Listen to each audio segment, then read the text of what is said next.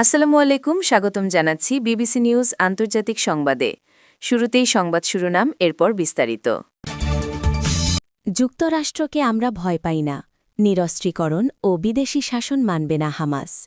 কবুতরকে খাবার দেওয়ায় নারীকে ৩ লাখ টাকা জরিমানা। সৌদি আরব কেন লাখো উটকে পাসপোর্ট দেবে? দর্শক, এতক্ষণ শুনছিলেন সংবাদ শিরোনাম। এখন বিস্তারিত।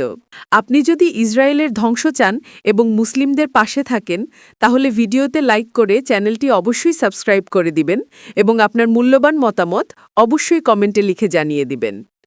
এখন বিস্তারিত। যুক্তরাষ্ট্রকে আমরা ভয় পাই না।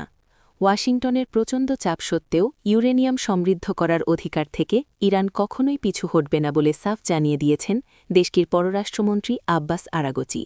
ওমানে মার্কিন বিশেষ দূত স্টিভ উইটকফের সঙ্গে বৈঠকের মাত্র দুদিন পর তেহরানে এক ফোরামে বক্তব্য দেওয়ার সময় তিনি এই কঠোর অবস্থান ব্যক্ত করেন। আরাগচি বলেন, ইরানের ওপর যুদ্ধ চাপিয়ে দেওয়া হলেও তারা এই পথ থেকে সরবে না, কারণ কোনো বিদেশি শক্তির ইরানের আচরণ নির্ধারণ করে দেওয়ার অধিকার নেই।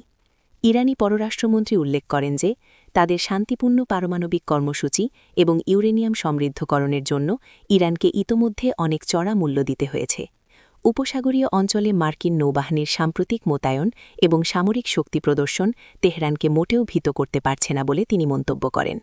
তার মতে, অঞ্চলের এই সামরিক উপস্থিতি ইরানের নীতি পরিবর্তনের ক্ষেত্রে কোনো প্রভাব ফেলবে না। মার্কিন প্রেসিডেন্ট ডোনাল্ড ট্রাম্প ইরানের পারমাণবিক কর্মসূচি নিয়ে একটি নতুন চুক্তিতে বাধ্য করতে বারবার সামরিক শক্তি ব্যবহারের হুমকি দিয়ে আসছেন। বিশেষ করে ইরানের সরকারবিরোধী বিক্ষোভ দমনের প্রেক্ষাপটে ওই অঞ্চলে মার্কিন সেনা বাড়ানো হয়েছে। নিরস্ত্রীকরণ ও বিদেশি শাসন মানবে না হামাস। নিরস্ত্রীকরণের প্রস্তাব মানবে না বলে সাফ জানিয়ে দিয়েছে ফিলিস্তিনি প্রতিরোধ আন্দোলন হামাস। সংগঠনের এক জ্যেষ্ঠ নেতা গাজায় তাদের অস্ত্র সমর্পণ বা বিদেশি হস্তক্ষেপ মেনে নেওয়ার আহ্বানও দৃঢ়ভাবে প্রত্যাখ্যান করেছেন। চলমান যুদ্ধবিরতি প্রক্রিয়ার সঙ্গে যুক্ত যুক্তরাষ্ট্র ও ইসরায়েলের দাবিগুলোর বিরুদ্ধে তিনি এ অবস্থান ব্যক্ত করেন। হামাসের সাবেক প্রধান এবং বর্তমানে সংগঠনটির প্রবাস শাখার প্রধান খালেদ মিশাল রোববার ৮ ফেব্রুয়ারি দোহায় আয়োজিত সম্মেলনে এই মন্তব্য করেন। তিনি জোর দিয়ে বলেন, ইসরায়েলি দখলদারিত্ব অব্যাহত থাকা অবস্থায় সশস্ত্র প্রতিরোধকে অপরাধ হিসাবে গণ্য করা এবং ফিলিস্তিনি গোষ্ঠীগুলোকে নিরস্ত্র করার প্রচেষ্টা অগ্রহণযোগ্য। খালেদ মিশাল বলেন, প্রতিরোধ আন্দোলন, এর অস্ত্র এবং যারা এটি পরিচালনা করেছে তাদের অপরাধী হিসাবে গণ্য করা এমন কিছু যা আমাদের গ্রহণ করা উচিত নয়। তিনি আরও বলেন, যতদিন দখলদারিত্ব থাকবে ততদিন প্রতিরোধ জারি থাকবে। দখলদারদের অধীনে থাকা জনগণের জন্য প্রতিরোধ একটি অধিকার, এজন্য বিভিন্ন জাতি গর্ববোধ করে। কবুতরকে খাবার দেওয়ায় নারীকে ৩ লাখ টাকা জরিমানা। বন্য কবুতরকে খাবার খাওয়ানোর অপরাধে এক নারীকে জরিমানা করেছে সিঙ্গাপুরের আদালত। দণ্ডিত আসামির নাম ষান্মুগামনাথন সামলা। ৭১ বছর বয়সী এ নারী একাধিকবার বন্যপ্রাণী সংক্রান্ত আইন লঙ্ঘন করায় তাকে এমন শাস্তি দেওয়া হয়েছে। সর্বশেষ গত জানুয়ারিতে এক ঝাঁক বন্য কবুতরকে খাবার দেওয়ায় সামলাকে ৩,২০০ সিঙ্গাপুরি ডলার তথা প্রায় ৩,৭,০০০ টাকা জরিমানা করা হয়েছে। বর্তমান মুদ্রাবাজার অনুযায়ী ১ সিঙ্গাপুরি ডলার সমান ৯৫.৯২ টাকা ধরে হিসাব করে এ পরিমাণ পাওয়া গেছে। অবসর জীবন যাপন করা সামলা সিঙ্গাপুরের সেন্ট্রাল অঞ্চলের তোয়াপায়ো হেয়াকায় থাকেন। তবে তিনি ভারতীয় বংশোদ্ভূত বলে জানিয়েছে দি ইকোনমিক্স টাইমস ও টাইমস অফ ইন্ডিয়া। সামলা বন্যপ্রাণী আইনের অধীনে ৪টি অভিযোগে দোষী সাব্যস্ত হয়েছেন এবং আদালত তার আরও ৫টি একই ধরনের ঘটনা বিবেচনায় নিয়েছে। এটি প্রথমবার নয় যে ওই নারী তার এমন অভ্যাসের জন্য আইনি ব্যবস্থার মুখোমুখি হয়েছেন।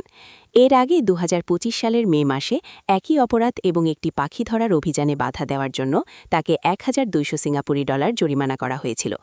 সে সময় তিনি আদালতকে আশ্বাস দিয়েছিলেন যে তিনি আর এই কাজের পুনরাবৃত্তি করবেন না। তবে মাত্র ১ মাস পরে তিনি তার পুরনো অভ্যাসে ফিরে যান। আদালতে উপস্থাপিত প্রসিকিউশনের তথ্য অনুযায়ী ২০২৫ সালের জুলাই থেকে ২০২৬ সালের জানুয়ারির মধ্যে ওই নারী অন্তত ৯ বার কবুতরকে শস্যদানা এবং পাউরুটি খাইয়েছিলেন। সৌদি আরব কেন লাখো উটকে পাসপোর্ট দেবে? সৌদি আরবের লাখ লাখ উটের জন্য পাসপোর্ট তৈরি করার সিদ্ধান্ত নিয়েছে দেশটির সরকার। কর্মকর্তাদের তথ্য অনুযায়ী এই উদ্যোগের মাধ্যমে দেশটির মূল্যবান প্রাণীগুলোর আরও ভালো ব্যবস্থাপনা নিশ্চিত করা সম্ভব হবে। সৌদি কর্মকর্তারা বলছেন, এ পদক্ষেপ উট পালন খাতকে আরও কার্যকর করে তুলবে এবং উটগুলোর পরিচয় ও মালিকানা সংক্রান্ত একটি নির্ভরযোগ্য তথ্য ভাণ্ডার তৈরি করবে। সৌদি সরকারের পরিবেশ, পানি ও কৃষি মন্ত্রণালয় থেকে সামাজিক যোগাযোগ মাধ্যমে প্রকাশ করা একটি ভিডিওতে এই নথির ছবিও দেখিয়েছে। সেখানে সবুজ রঙের একটি পাসপোর্ট দেখা যায়, যার উপর আছে দেশের প্রতীক এবং সোনালী রঙের একটি উটের ছবি। 2024 সালে সরকারের হিসাব অনুযায়ী সৌদিতে প্রায় 22 লাখ উট আছে, যা প্রতি বছর দেশটির অর্থনীতিতে 2 বিলিয়ন রিয়ালের বেশি অবদান রাখছে। বিশ্বজুড়ে প্রায় 3.5 কোটি উট আছে, যার মধ্যে 1,70,00,000 আরব দেশে। আরব দেশগুলোর মধ্যে উটের সংখ্যায় শীর্ষে আছে সোমালিয়া, এরপর আছে সুদান, মরিতানিয়া, সৌদি ও ইয়েমেন। উট সৌদির জাতীয় প্রতীকের অংশ। দেশটিতে এ প্রাণীর সৌন্দর্য প্রতিযোগিতা ও প্রদর্শনীরও আয়োজন করা হয়, যেখানে সেরা উটগুলোকে পুরস্কৃত করা হয়। জাতীয়, বিশেষ ও ঐতিহাসিক দিবস উপলক্ষে সৌদির আনুষ্ঠানিক প্রদর্শনী উটের উপস্থিতি ছাড়া যেন অসম্পূর্ণই থেকে যায়। সৌদি ও সামগ্রিকভাবে আরব উপসাগরীয় দেশগুলোতে উটের ভূমিকার একটি দীর্ঘ ইতিহাস রয়েছে। ইতিহাসের দিকে তাকালে দেখা যায় 20 শতকের শুরুর দিকে উটই ছিল ইসলামের পবিত্র শহর মক্কা ও মদিনায় যাতায়াতের একমাত্র মাধ্যম।